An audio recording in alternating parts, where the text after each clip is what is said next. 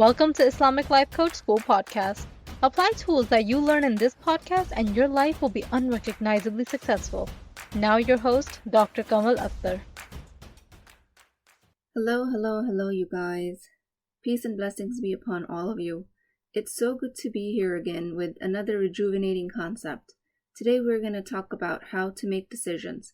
Sometimes when we're doing a thought output, we come up with sentences like, I don't know what to do. I am sure all of you that follow this podcast are doing your 10-minute daily thought output. And if you're not, you should totally start. Sometimes during that thought output, or just in general, we realize that we have a decision to make. But we cannot decide what. I don't know how much food to order for the party. I don't know what school to send my kids to. I don't know if I should stay at home or work outside of the home. I don't know if I can do both. Or when you decided on something, you question yourself, I don't know if that was the right decision to make in the first place. These I don't know thoughts are extremely common. But I'm here to tell you that answer to this I don't know is extremely easily available to you. I'm going to walk you through how that is and how to actually make decisions. When you say I don't know, you've blocked access to your wisdom. And the way you do this is by staying in the familiar, the known, by remembering the past. Does that sound familiar? Staying in the comfortable and avoiding the pain? That sounds like, you guessed it, the lower brain. So our lovely lower brain is very good at its job at staying efficient and keeping us in the familiar. It spoon feeds us I don't know thoughts. I don't know if I should have another child. I don't know if I should have a child yet. I don't know if he's the right guy for me. I don't know if I can ever make the right decision. I don't know if I can ever hire the right employees. These I don't know thoughts are different than actually not knowing how to solve a calculus problem or not knowing the capital of Cambodia or any other trivia question like that. And humbly accepting not knowing those facts or working to gain that kind of knowledge is different. What I'm talking about here are the decisions in your life that only you can make. When you say I don't know, you will spend so much energy trying to figure out an answer to something you've already declared unknown. And the unknown is infinite. It is very easy to get lost in that. Nobody knows exactly what the right thing to do is. There are experts in the field, but even experts make mistakes in their decisions. So given the track record of humans, nobody should ever technically be able to make a decision because nobody has all the knowledge. The only being with all the knowledge is Allah subhanahu wa ta'ala, Al-Alim, the all-knowing. So how do people make decisions? And what are us as mortal human beings supposed to do with the partial knowledge we are provided to make a decision?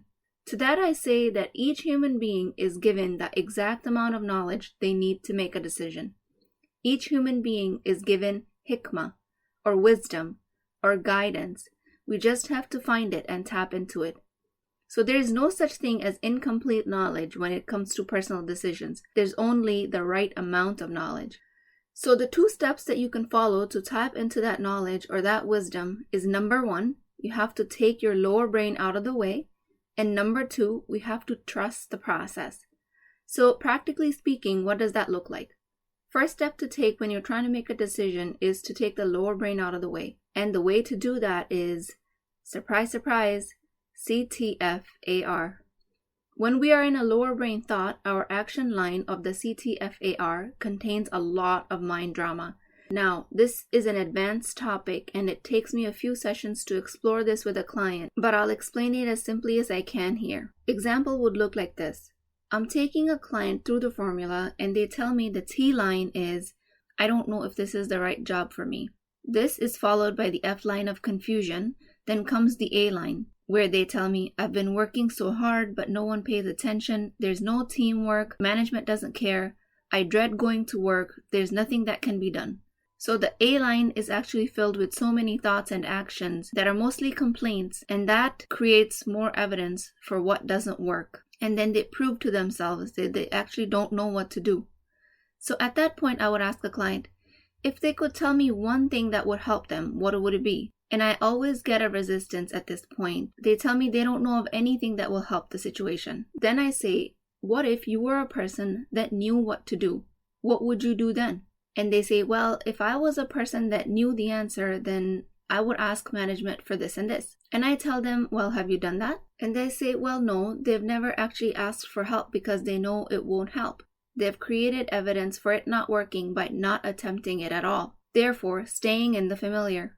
This actually happens very commonly where we are in such a thought storm that we cannot step outside of it long enough to figure out a solution. We block our wisdom. One of my clients, who is an office-based physician, kept complaining that the office staff is useless. The administration of the practice and the senior partners keep giving her call for weekends and major holidays, and most of the work she carries during her work hours is burning her out. Then at that point, I asked her if she was a person who could ask for help, what would it be? She came up with an answer that a scribe would help her. A medical scribe is a person who can document for a physician, taking a lot of repetitive work out of the way. After she came up with that answer, she immediately rejected it, that the partners of the practice will never accept it because it will cost more money.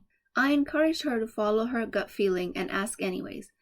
3 weeks later, she came back to me saying that not only they accepted her request, they were looking into hiring remote scribes for the entire practice, because after they ran the numbers, it would actually increase physician productivity and it would be more profitable to them.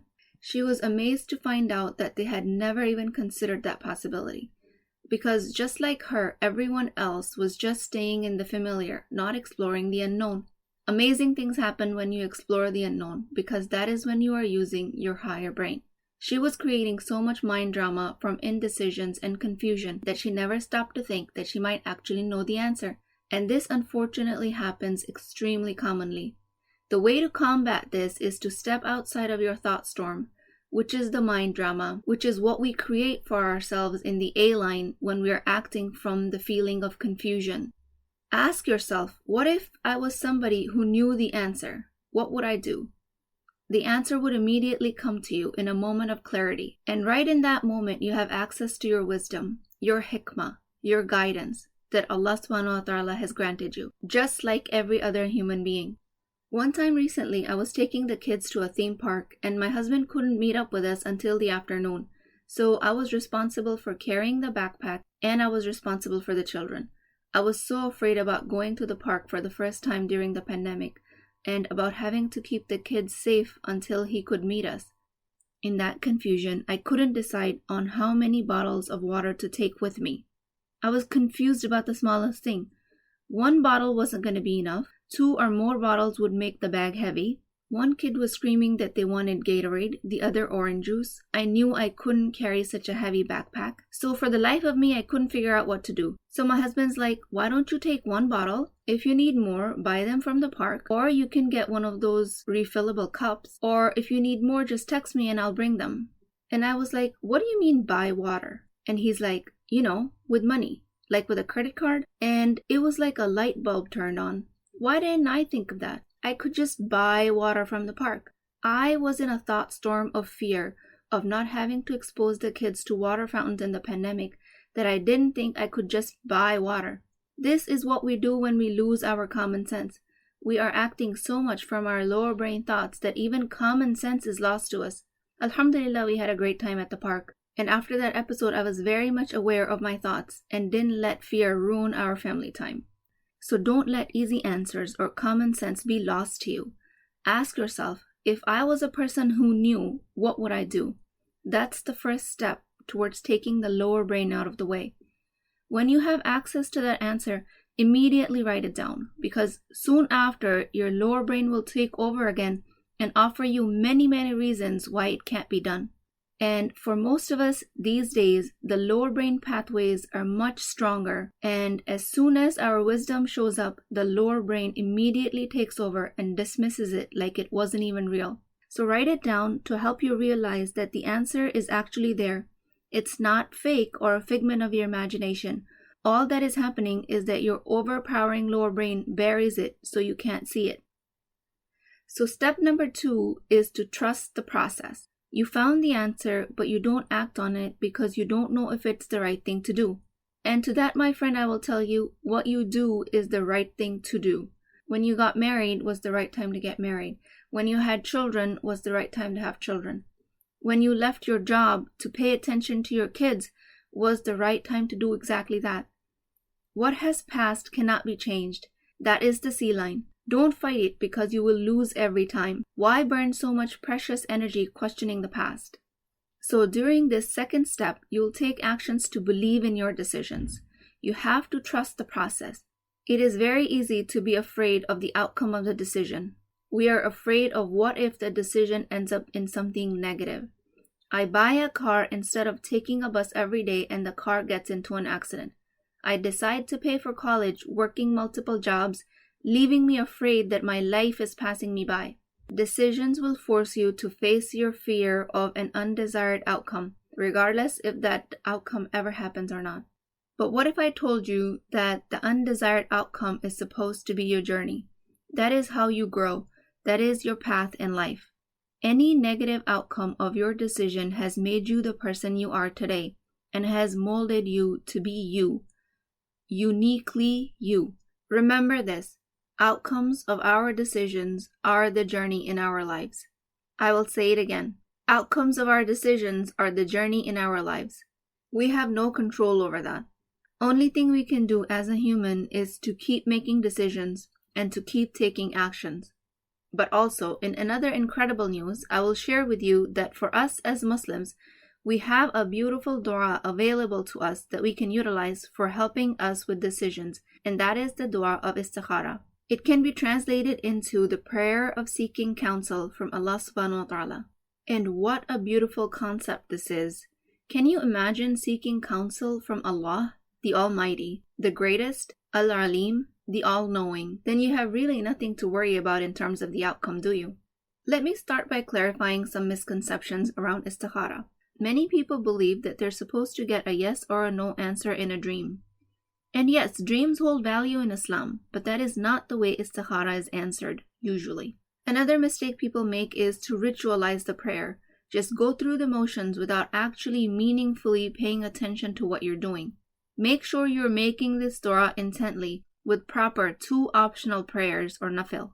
Also, let me take this opportunity to tell you that there are not supposed to be any signs. Like you did istikhara about taking a new job and before you left for the interview, it started raining. It's not a sign that you shouldn't go to the interview. It's a sign that you should get an umbrella, maybe.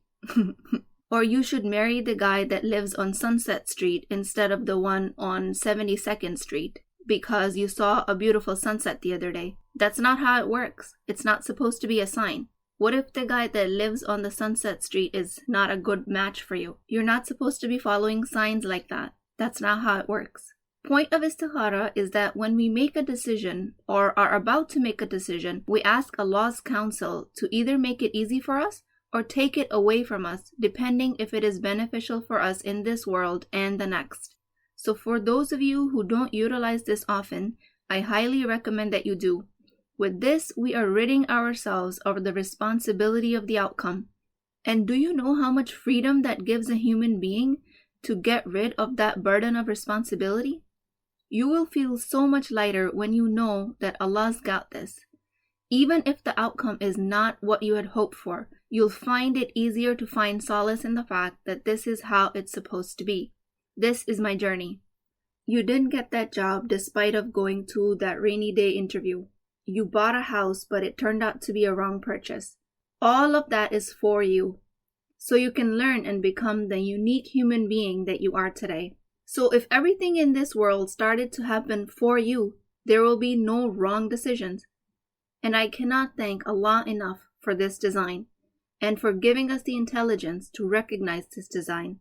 This is not an excuse for you to be a passive bystander in your life. Don't say, oh, I did istikhara and nothing happened. You have to take actions towards your decision.